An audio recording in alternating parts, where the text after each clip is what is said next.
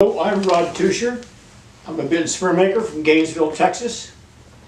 I've studied bits and I make bits and spurs.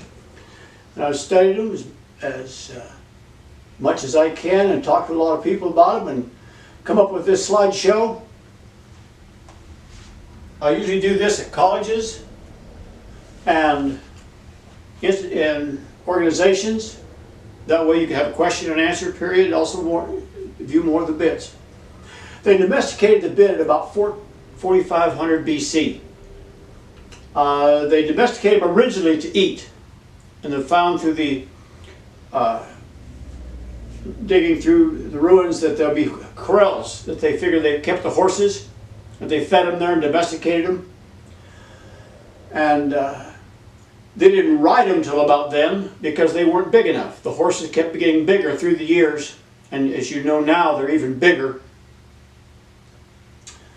When they started, they rode with a nose band or a nose ring, like they put on a bull. The bits were bone and rope were the first bits, and you'll find those in the graves, or rope around the lower jaw, and that's what the American Indians rode in.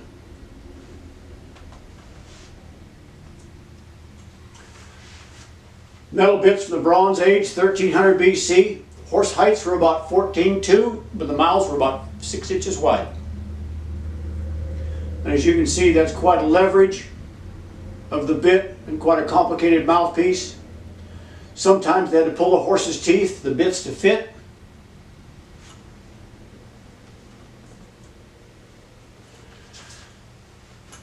And there's some tribes, like the Numidians, they used their feet and legs, they had no bits. Hannibal's cavalry, when he came over the Alps, they didn't have bits. Xenophon was one of the first horsemen. He was the Ray Hunt of his era. He wrote books on horsemanship, and that was 442 BC. He said you need a rough bit and a smooth bit. This is one of the rough bits. And he said you ride with a smooth bit, and when your horse started ignoring that, you put the rough bit in, ride him for a bit, and then put back in the smooth bit.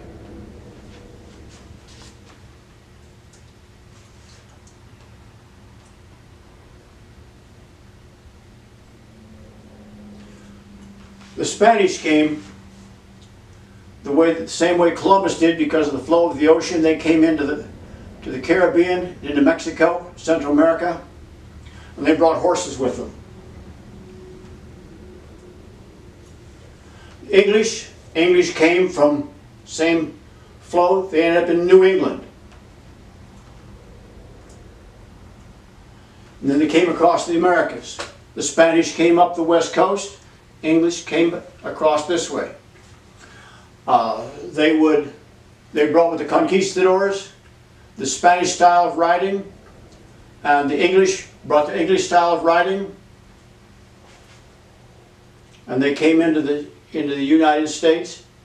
They centered up at about Texas, and so you have the confluence of the two in Texas.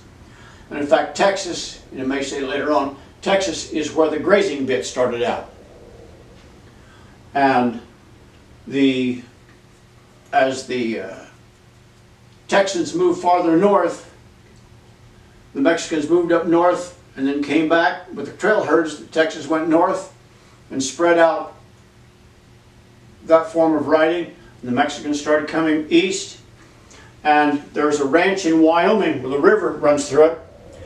On the west side, they're all buckaroos. East side, they're Texas cowboys. And so the styles are different, the way they handle their horses and the way they handle their stock. The vaqueros, the Mexicans, they started their horses with a bozal, then moved up to spades, and they had ring bits.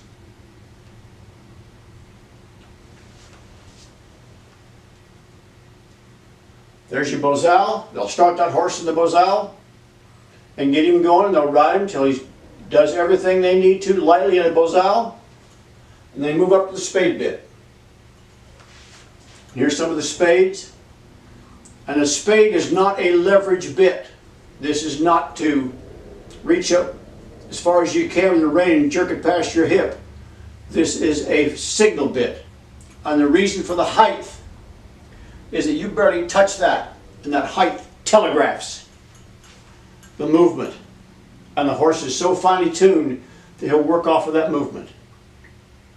I watched a man show at Fort Worth with the world's greatest horseman.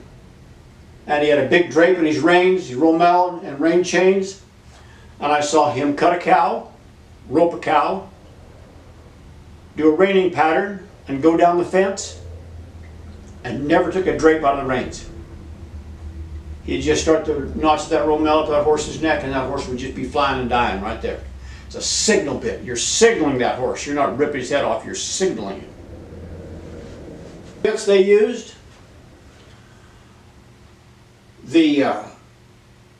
Joe Mora was a vaquero in the Spanish land grant ranches in California, late 1800s, early 1900s. And he said there were piles of these ring bits laying around worn out. They used these on everything. They used them on mules. I even had one in my shop I worked with was made for a goat. And they used that goat to pull a cart. But this can be a severe bit, but that's just part of it.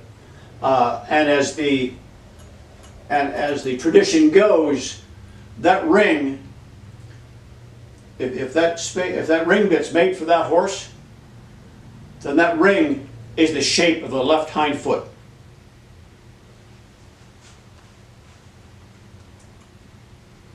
The English brought snaffle bits, curbs, dogs, and whips. And so their way of working cattle and horses were different.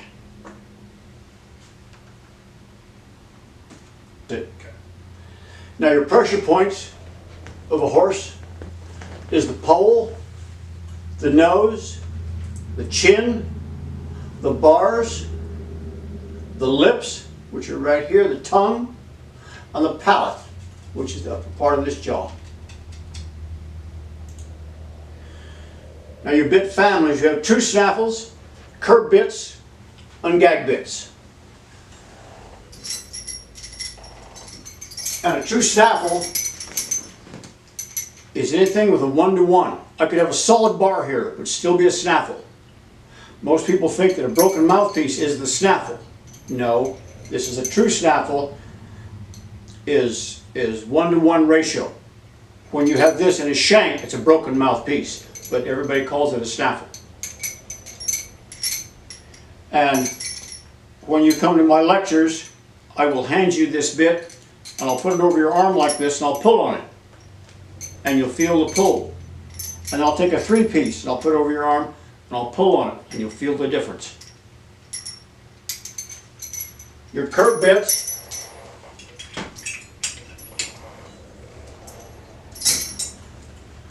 is a bit like this that takes a curb strap. It's a leverage bit, and it works off of leverage. And your gag bits will be something where and there's several types, but something where the mouthpiece moves up and changes the ratio of that bit. In doing so, in doing this, you add pressure to the poll, pressure to the lips, and it causes your horse to lower his head and tuck his chin. But he also has him open his mouth, hence the gag bit. There's your snaffles, various types, your D-rings, O-rings, and that's a snaffle too, and it's solid. There's your curb bits, even though there's a broken mouthpiece or chains. Those are all curb bits, required curb shape. Your gag bits, there's a variety of gag bits there, and that's one I just showed you there. One I showed you is over there. The metals, so they're made out of steel, stainless, aluminum, or copper. The steel we have on the mouthpieces, they talk about sweet iron, a sweet iron mouthpiece. A sweet iron is actually wrought iron. And they quit making wrought iron commercially in 1934, which allowed the building of the skyscrapers. It was a much stronger steel. They added carbon to it. If you see pictures of Louisiana, Baton Rouge, or they'll see the steel on the buildings. That's all wrought iron, and it doesn't rust. But if you ever see some wrought iron, lick it with your tongue and it will taste sweet. The closest thing we have to it now is a mild steel or a 1018 cold roll, and so that's what I use in my mouthpieces, but that's what the steel is. Stainless is also used. It doesn't rust. It's a harder steel. It's really non-reactive in the mouth. Aluminum. There's some aluminum bits. They're really not good. The aluminum sides are fine. Aluminum mouthpieces dry the horse's mouth out. And you want a moist mouth. Is more a sensitive mouth, and that aluminum will dry it out. And there'll be copper they'll put in. And some people, they say, oh, I want a lot of copper in my mouthpiece. You know, just make it all copper. They get more saliva. Well, what it is, in my mind, if you put copper stripes in a bit, is what you want in this, because two dissimilar metals in an acid is a battery. And so when you have steel and copper, then in the mild acid of the mouth, you get a little electrolysis and it stimulates saliva, hence a wet mouth. If you have a bit that's pinching, tip your top of your rings out.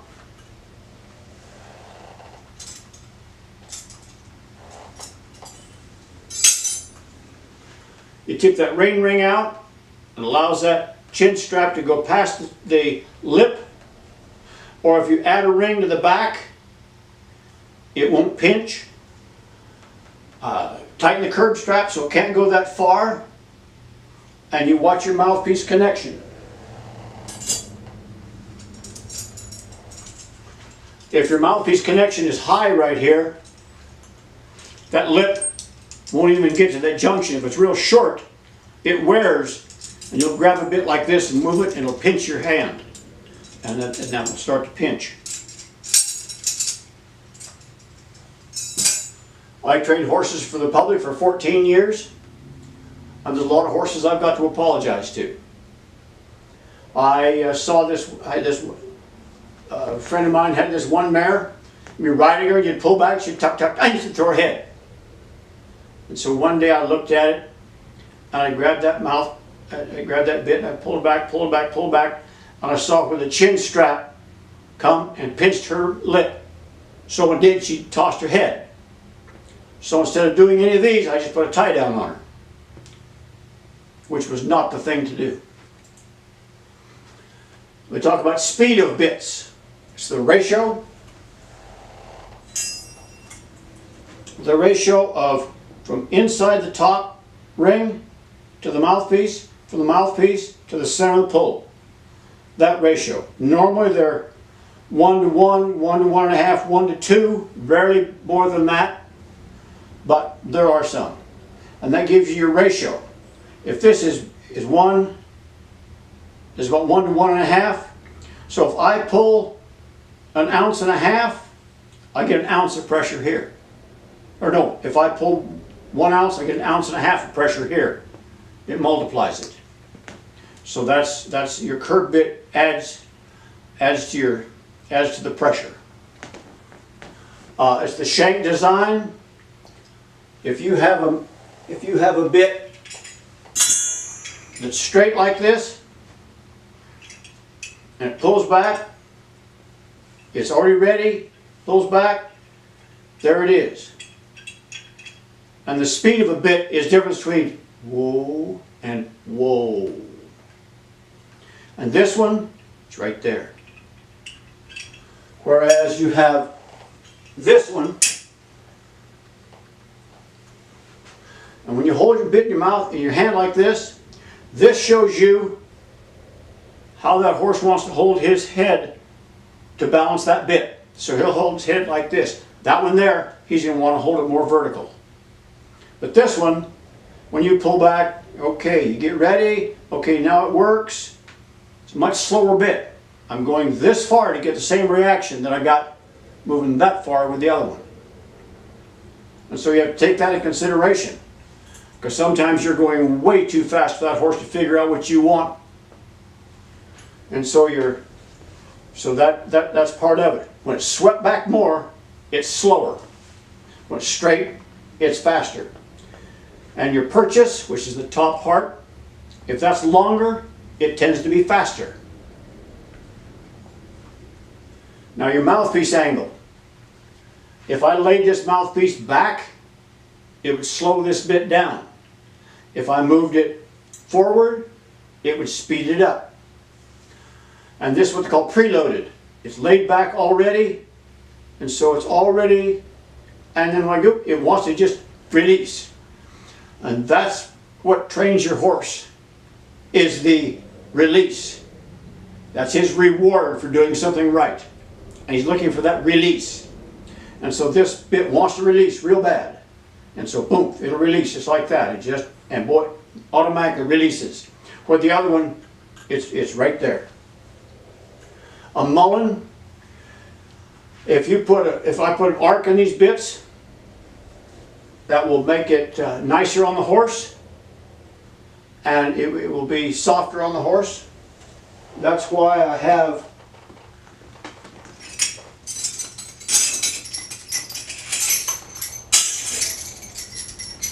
on snaffle bits, I'll put a mullen in there where it's arced that mouthpiece.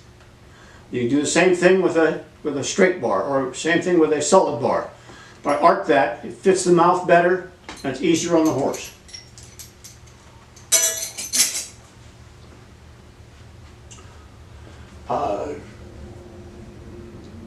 Another thing, types of mouthpieces, I went through angle of mouthpiece. The size of the cannon, this part right here, the cannon, the bigger that is, the softer it is, because you have more surface area. The smaller it is, the more severe it is. Angle of mouthpiece, I talked to you about that. The weight. If you have a real heavy bit, the weight of that bit amplifies what you're asking this bit to do. And a real light bit, then it goes what it is, but if you make it heavier, the same reaction gives it more reaction to the bit. And also, if I have a real heavy snaffle, or a heavier snaffle, when I release, or a bit when I release, they feel that release better too, as well as the action. Now when you're looking at a port, they use that for tongue relief.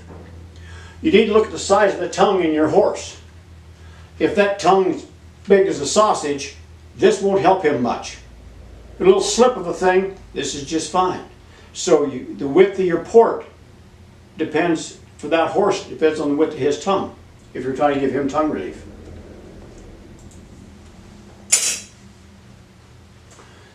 Snaffles will give you a lot of lateral and stop, the back and forth movement, direct pressure. Some use snaffles start to finish, like in jumping horses, some dressage horses, they never get out of the snaffle. They have a wider mouthpiece.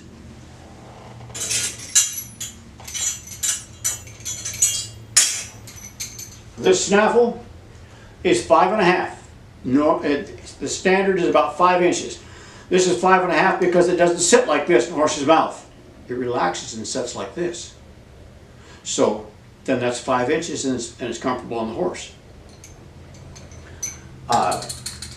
And it will flex in the mouth because that is. And then it straightens out, and what you get is, when you start to pull it, here it comes. And so you get some signal of, here it comes. And you get that signal.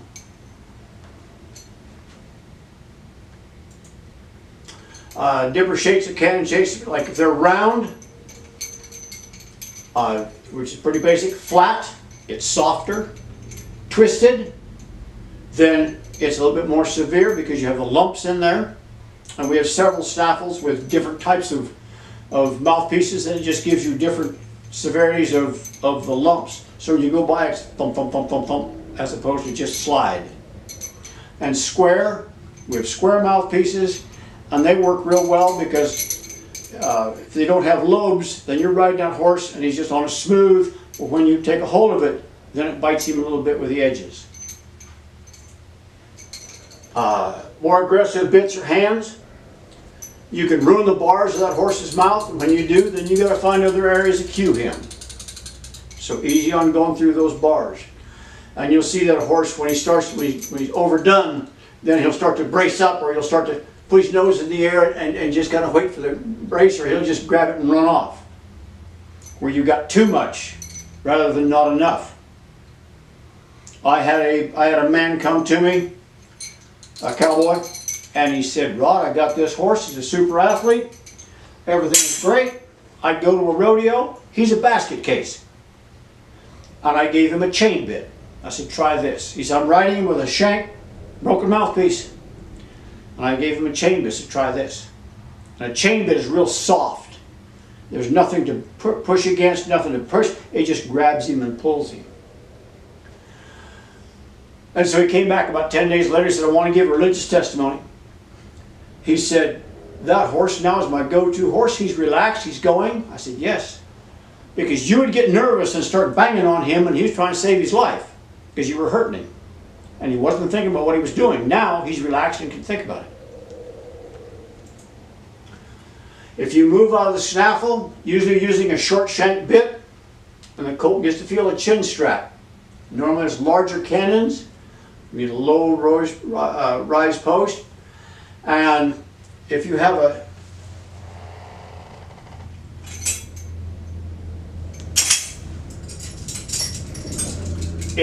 bit that swivels, you can use this one-handed or two-handed. You pull, it does this. If it's solid, it'll do this. And that pokes him in the face. And so you're telling him to go into pressure, which the whole time you've been trying to talk him into going away from pressure. But this way, you can still use it one-handed. Now the reason you go up out of a snaffle, when you get leverage, so you're getting more reaction out of less movement. And so pretty soon you've got this horse doing all kinds of things, as in the signal bit, and you're barely moving your hands like it's on a joystick. That horse is just flying down, stopping, turning, and you're just moving your hand just like this. You can hardly see their hands move because they've moved him up to where he's working on less pressure, or the less you are able to do with your hands, and he's working off of that. That's why you move up into bits. They get a higher ratio, a mouth a little finer, a higher port, and it's about 2 inches to the palate right here. I have had people in the English saying that English disciplines that, oh, they don't want to port because it'll hurt the palate of the horse's mouth. Well, granted, there's a tongue there that goes down there, but if you're already there, you don't have a chin strap. So you're getting some tongue relief and you're moving right about here. So the higher ports don't necessarily, they've got to be higher than this to even touch the upper palate.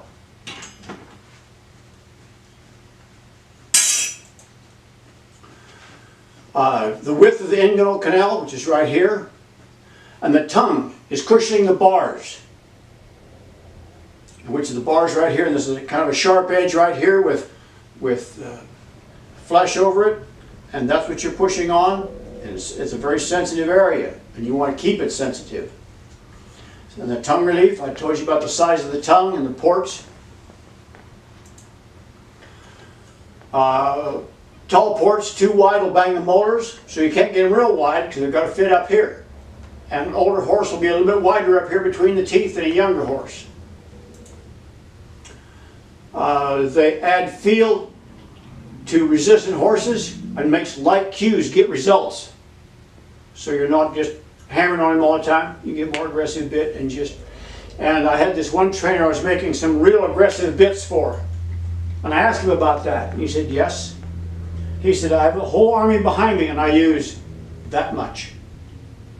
I want a little more, I just curl that finger and I get it with these bits. Most trainers use 3 to 5 bits. That's a different 3 to 5 to each trainer. Where I live in Gainesville, Texas, we have a world champion on every corner. And they'll train that train a horse in 3 to 5 bits. But you know, they have a whole wall of bits. Up here is the real fancy silver bits. Down here is the working bits. Goes all over full length, sometimes 2 walls. What you will find, they'll have specialty bits. And they'll find they're riding this horse and he's doing just fine. All he creates, oh, he's got a problem. That bit down there, third one from the end on the left, you go get it, you ride him 2 or 3 times, problem solved, put it back, go back to your 3 to 5. But that whole long of bits is just like your mechanic's tool chest. Your mechanic has a tool chest as long as that wall. And use as many end wrenches and sockets. But you come in there, oh, 2008 Dodge truck transmission, it needs a special wrench right here. And the same thing with horses. That's why you see this whole array of bits. It's just tools. And then when you finish that horse, they hunt a bit that horse likes. So that's why the big long line of their show bits, they'll find a bit that horse really likes, and that's the one they'll show him in. They won't necessarily train him in it, but they will show him in that bit because he likes it and works well with it. I had a trainer call me from the hill country of Texas, and he said, Rod, we train rope horses, and we use many chains and ported chains. He's like, try one of those California bits. I said, okay, so I sent him one. And he said, I put on my best rope horse, rode him around there, asked him to spin. He just spun and spun and spun, and I stopped. He said, normally our chains and ported chains, he'd do about 3 turns and stop. With this one, he just stayed. He's not going to be in there all day. So I warm him up, get back him into the heel box, and we went, and that horse just flowed into that steer. It was a whole new level going there with that bit. And he said, boy, I like this bit. I'll show him this bit, but I won't train him in it all the time. So I took that out of his mouth and put his regular bit, and you could feel that horse hunting that mouthpiece. You could see him just out there trying to hunt that mouthpiece. Now, the old California tradition was if you found a bit that horse liked, then that was that horse's bit, and no other horse was ridden in it. If you had another horse that liked that, then you got another one. And when that horse died, his bit went on the wall. And so you see these collections in people's houses, and oftentimes that was because those horses died that he rode that bit in. That was the California tradition. Now in the bridle class, like I told you, I watched the bridle classes, and these horses will be out there and they're riding them just, it's like a joystick. They're just riding like this and just back and forth and forward, back and up and down, just like this, like riding a joystick, and that horse will do all the maneuvers.